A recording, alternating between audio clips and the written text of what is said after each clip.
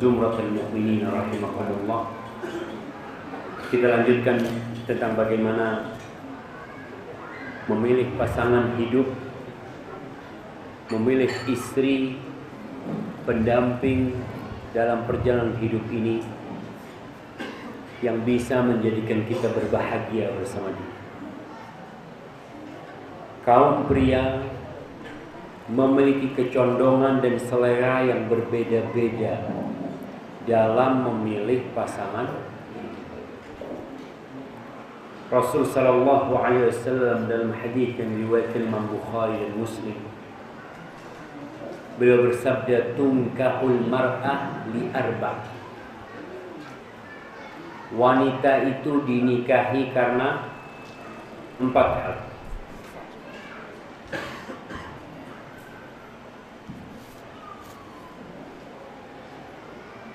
Wanita itu dinikahi karena 4 hal. 5 lihat, ada yang menikah karena harta. Kadang-kala sebagian lelaki seleranya cari wanita yang berduit. Bahkan dia ngomong nggak apa-apa, janda tua yang penting banyak fulus. Tuh ada selera-selera kayak gitu. Hati-hati kalau ada yang meminang putri kita tuh, lelaki model kayak gitu jangan diterima. Karena apa? Karena anak kita hanya dijadikan sarana untuk dapat duit. Kalau dia nggak dikasih duit, dia akan marah. Dia akan menjadikan anak kita sebagai alat saja. Tapi itu realita kita lihat. Ada seorang laki menikahi wanita itu karena gara-gara hartanya. Yang kedua, lihasabiha, karena faktor garis keturunan, ningrat. Kalau di Arab itu Qabilah itu ada makomnya beda-beda. Ada yang disebut gabail, Masya Allah, marga-marga yang memiliki banyak pengikut tuh. Atau kalau di sini mungkin anaknya bupati, anaknya siapa. Yang ketiga, li jamaliha, ada yang menikahi wanita karena cantik. Tidak sedikit lelaki, ya rata-rata lelaki itu suka dengan wanita yang cantik.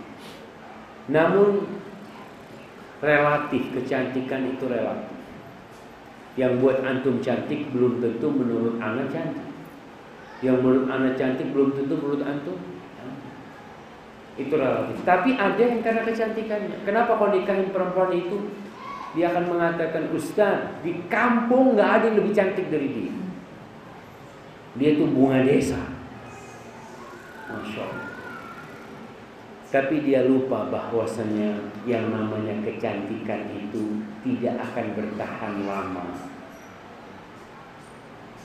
Rasul sallallahu alaihi wasallam mengatakan yang keempat, ada lelaki yang meminang wanita karena agamanya, lidihnya. Terkadang agama ini jadi faktor terakhir. Yang pertama kaya, yang kedua faktor kedudukan, yang ketiga cantik. Kalau sudah dapat nih cantik, kaya, juga orang terhormat, agamanya nggak ada, apa kata kita? Gampang Ustaz, agama kan bisa diperbaiki. Ada orang yang nggak benar tuh kayak gitu. Dia lupa bahwa Rasul sallallahu alaihi wasallam mengatakan fadfar bilatiddin taribat yadah.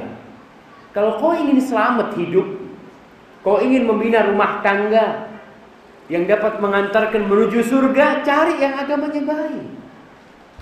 Selamat hidup. Bagaimana seorang yang memiliki istri yang cantik tapi kurang ajar sama suami?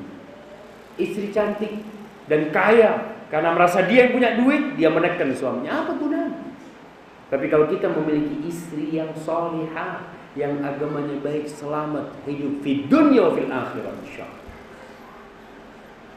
Itu faktor yang pertama. Carilah wanita yang agamanya baik dan akhlaknya mulia, yang dia menerima suami apa adanya. Rasul sallallahu alaihi wasallam ketika beliau ditanya tentang harta yang paling mulia, yang seharusnya kita berlomba-lomba mengumpulkan harta itu. Kata Nabi SAW, afdaluhu lisanun dzakir, wa qalbun syakir, wa zawjatun mu'minatun tu'inuhu ala iman. Harta yang paling mulia di muka bumi ini 3. Yang pertama, lisan yang pandai berzikir. Yang kedua, hati yang bersyukur. Dan yang ketiga, istri yang membantu suami untuk taat kepada Allah. Yang kalau malam hari dibangunin, Bang, gak mau sholat witir, Masya Allah. Dibangunin, Bang, besok hari Senin, Bang, kamu puasa sunnah, Masya Allah. Istri kayak gini nih yang dicari. Bukan istri yang dapat membantu urusan dunia, istri yang membantu bikin rumah, bukan, kata Rasul SAW. Kemudian yang kedua, carilah istri yang maharnya murah. Itu kata Rasul SAW, inna min yumnil mar'ati taisiru rahimiha wa taisiru sodaqiha. Kata Nabi SAW, termasuk berkahnya seorang wanita itu yang gampang melahirkan rahimnya dan yang mudah maharnya. Di Aceh berapa pasaran? Hah? 16 apa? 40 apa?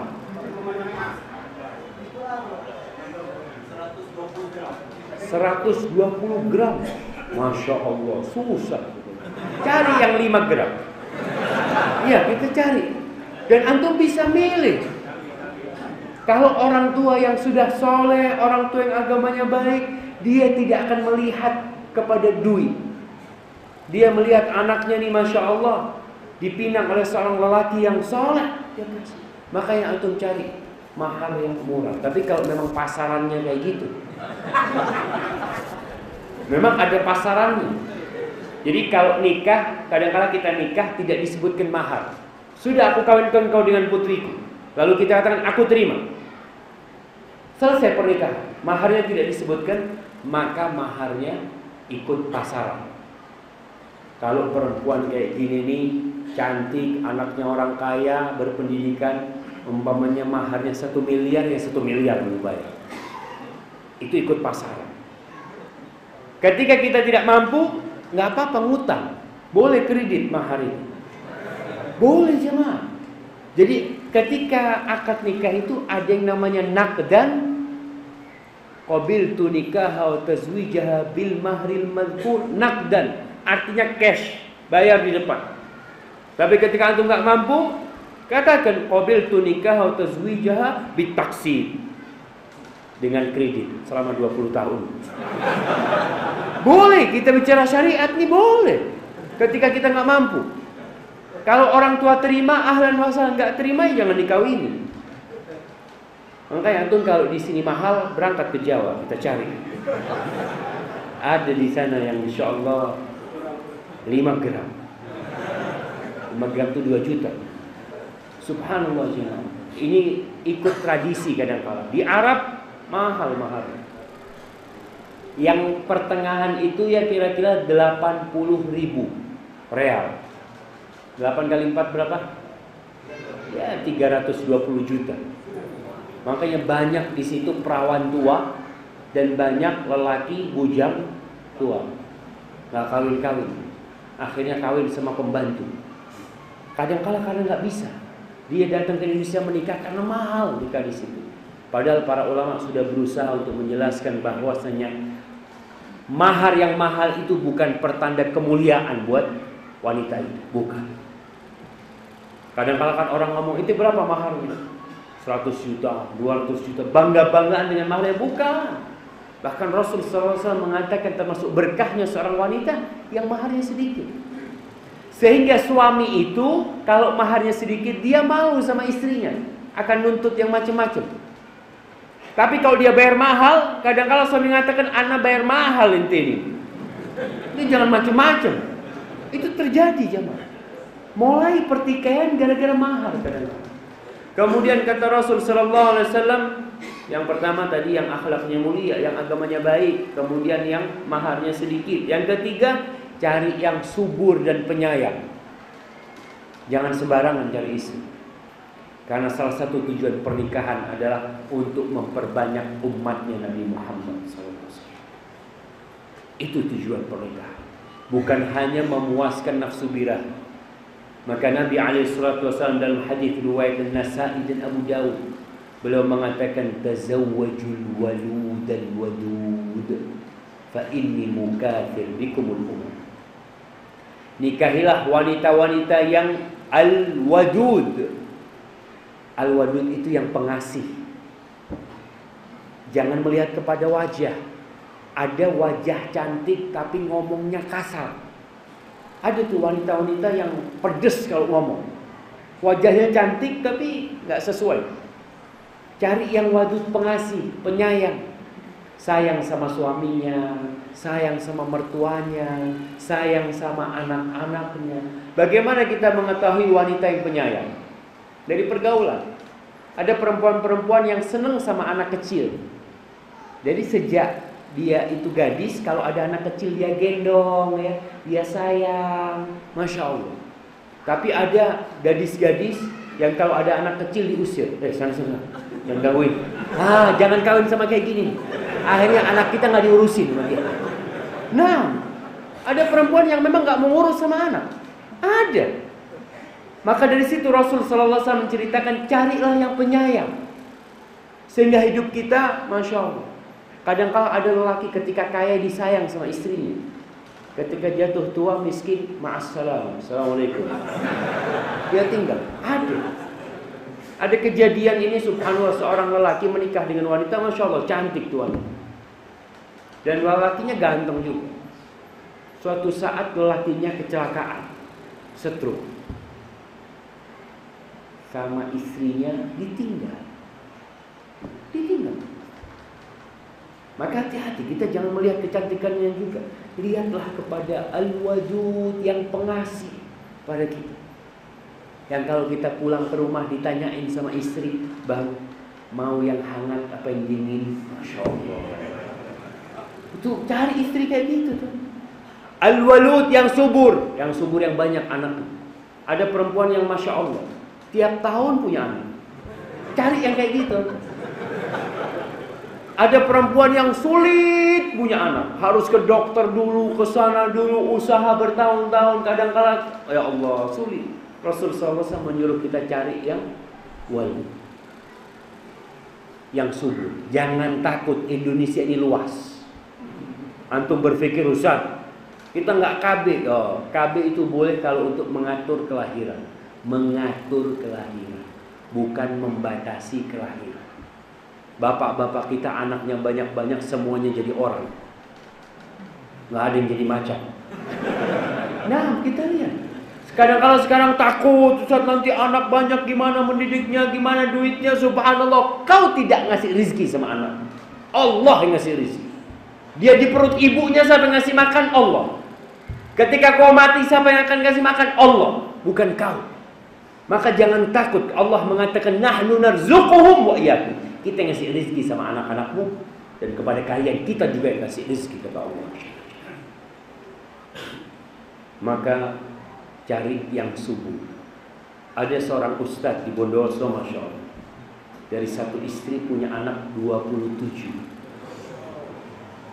Masya Allah. Jadi antum yang bukan ustadz paling tidak separuh.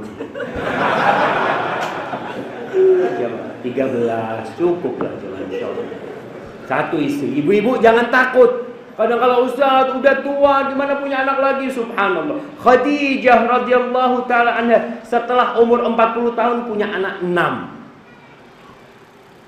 Setelah umur 40 tahun. Jadi jangan selalu percaya sama omongan dokter. Oh, ini kalau punya anak susah, berat nanti. Iya. Yang bikin berat itu kita sendiri. Yang bikin mudah itu Allah Jalla Jalla. Semua yang sulit akan jadi mudah kalau Allah berkehendak. Kadang-kala alasannya masalah mendidik anak sulit, Ustaz. Subhanallah. Kita ini kalau dikasih rezeki anak sama Allah, Allah akan kasih kekuatan kita didik anak kita insya Allah. Tidak ada yang mudah kecuali yang Allah bikin mudah.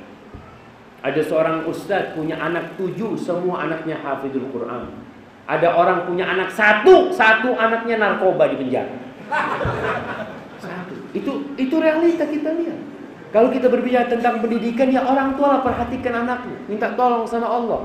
Nih ya Allah, kau kasih kami anak nih, kita doa Allahumma Rabbana hablana min azwajina wa dhurriyyatina qurrata a'yun waj'alna lil muttaqina imama. Kemudian cari istri yang cocok sama mata kita. Maka yang disyariatkan nazar. Nggak boleh sih. Jadi antum kalau menikah jangan cuma dengar dari orang. Nih calon istrimu nih kayak gini ya. Kayak gini. Anak cocok, bismillah. Kawin sudah. Nggak ngelihat bahaya. Rasul sallallahu alaihi wasallam menganjurkan untuk melihat wanita yang hendak kita nikahi. Beliau berpesan kepada seorang sahabat, "Anadharta ilaiha?" Apakah kau sudah melihat kepada perempuan yang kau mau nikahi? "La, belum," kata dia. "Fadhhab fandur ilaiha." Berangkat kau lihat tuh wanita. Kalau kau cocok, maka kau nikahi. Karena terkadang berita dari orang tidak sesuai dengan kenyataan.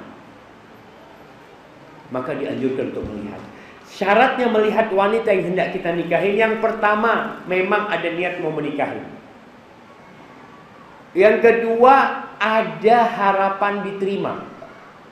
Antum kalau sudah nggak bakal diterima, nggak usah dilihat tuh perempuan. Akhirnya kita cuma ngelihat perempuan, nggak boleh. Nazar perempuan itu memang, kayaknya anak insya Allah diterima. Ada lampu, biasanya itu istilahnya ada lampu hijau. Kayaknya bismillah, kayaknya ente bisa tuh diterima. Berangkat. Lihat, apa dilihat? Dilihat yang biasa dia pakai di rumah. Ya boleh melihat rambutnya tanpa dia bersolek, biasa-biasa aja. Itu diperbolehkan. Jangan hanya percaya dengan omongan orang, karena terjadi di kota Ain. Kota Ain itu ada di Imarat sana. Ada seorang anak yang menikah dengan seorang wanita pilihan ibunya tanpa dia melihat. Dia percaya sama ibunya. Dan ibunya ketika menceritakan, ya bayangan dia sudah, hidungnya kayak gini, matanya kayak gini, rambutnya kayak gini. Udah dalam bayangan dia cocok nih seperti itu. Pas malam pernikahan, subhanallah, dia lihat istrinya, shock. Ternyata istrinya tidak seperti yang dia bayangkan. Kan kita ketika dikasih tahu sama orang langsung menghayal kan. Ternyata tidak sesuai. Itu anak, subhanallah. Itu pernikahan diceritakan dalam kitab itu bahwasanya menghabiskan biaya 1 juta dirham. Kira-kira hampir 4 miliar. 2 minggu cerai. Dan tidak disentuh tuh wanita sama tuh laki. Karena dia nggak pas. Makanya anjuran syariat Islam, masya Allah, diperintahkan untuk melihat ya, agar kita benar-benar pas dengan calon istri. Ma'asyiral muslimin rahimakumullah. Kemudian setelah kita udah pas, udah cocok, ingat ada acara khidbah yang sesuai dengan syariat, ada walimah yang sesuai dengan syariat. Walimah itu tidak harus besar-besaran. Aulim walau bisya, adakan walimah walaupun potong 1 kambing. Ustaz, kalau nggak punya kambing boleh potong ayam? Boleh? Boleh. Islam itu mudah. Kita yang kadang-kadang memberatkan pernikahan itu. Harus ngundang 100 orang, 200 orang, 1000 orang. Nggak ada tuh aturannya. Aturannya walimah. Walaupun 1 ekor kambing. 1 ekor kambing cukup buat berapa orang? Memilih 50 orang, ya bismillah 50 orang kita undang. Dan walimah itu tidak harus langsung. Boleh ditunda ketika kita punya rezeki kita walimah. Dan boleh walimah itu, kalau di Jawa itu banyak tukang sate keliling. Antum boleh walimah, mamanya habis isya ngomong, yang di masjid ikut ke rumah semua. Ada apa nih? Walimah anak. Panggil penjual bakso, sini, bismillah. Nih makan bakso semua. Boleh nggak? Boleh. Kita yang memberatkan diri kita dengan walimah yang mewah-mewahan. Rasul sallallahu alaihi wasallam mengatakan syarrut ta'am ta'amul walimah yud'a ilaiha man ya'baha wa yumna'uha man ya'tiha. Kata Rasul sallallahu alaihi wasallam, seburuk-buruknya makanan adalah makanan walimah yang diundang orang-orang yang kaya, yang miskin tidak diundang. Orang kaya itu nggak butuh makan, udah biasa dimakan enak.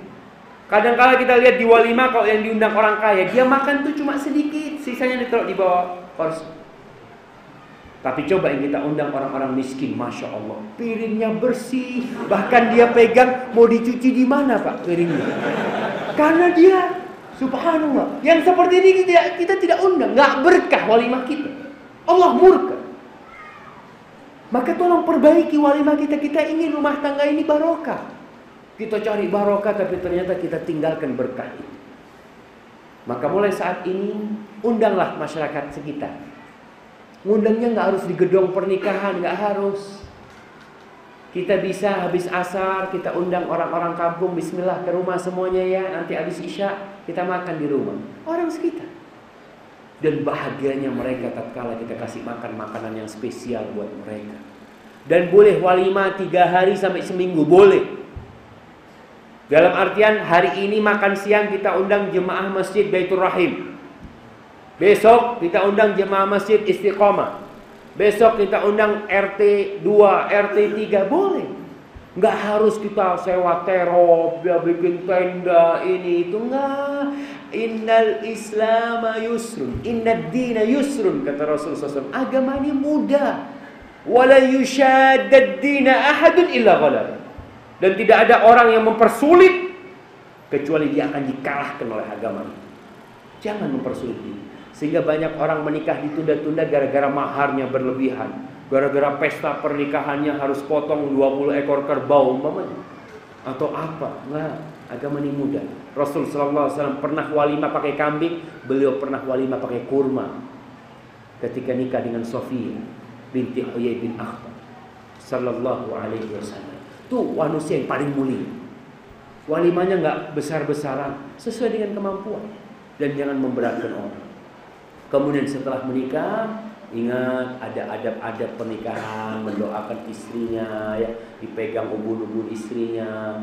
Kemudian banyak hal yang harus dipelajari ketika seorang hendak menikah. Tapi intinya, bagaimana bergaul dengan istri kita, bagaimana istri bergaul dengan suaminya. Allah Jalla Jalla berfirman, wa'ashiruhunna bil ma'ruf. Pergaulilah istri-istri kalian dengan cara yang ma'ruf, dengan cara yang patut, dengan cara yang baik. Fa in karihtumuhun, kalau kalian benci sama istri kalian, nih konteksnya dalam kondisi benci kita sama istri kita, apa kita ceraikan? La. Kata Allah, fa'asa an takrahu syai'an wa yaj'alallahu fihi khairan katsira. Kata Allah, bisa jadi yang kalian benci ternyata Allah menjadikan di baliknya kebaikan yang banyak sekali. Kita diperintahkan untuk melihat kepada kelebihan istri, bukan kepada kekurangannya. Istri juga diperintahkan untuk melihat kepada kelebihan suami, bukan kepada kekurangannya. Kita saling melengkapi, bukan saling mengurangi. Tapi kalau sudah istri melihat kepada kekurangan-kekurangan suaminya, maka pernikahannya tidak akan berlangsung lama. Begitu pula suami, yang kalau dia lihat dari istrinya kekurangan-kekurangannya, subhanallah, seharusnya kekurangan ini kau lengkapi, bukan kau besar-besarkan. Rasul sallallahu alaihi wasallam bersabda, la yafraq mu'minun mu'minah in kariha minha khuluqan radiya minha akhar. Enggak boleh itu seorang lelaki yang beriman, seorang suami yang beriman membenci istrinya yang beriman. Kalau dia benci dengan beberapa perilaku istrinya, bukankah ada perilaku lain yang dia sukai? Buktinya kau datang meminang dia. Cukup keimanan sebagai kelebihan seorang wanita muslimah. Dia beriman kepada Allah.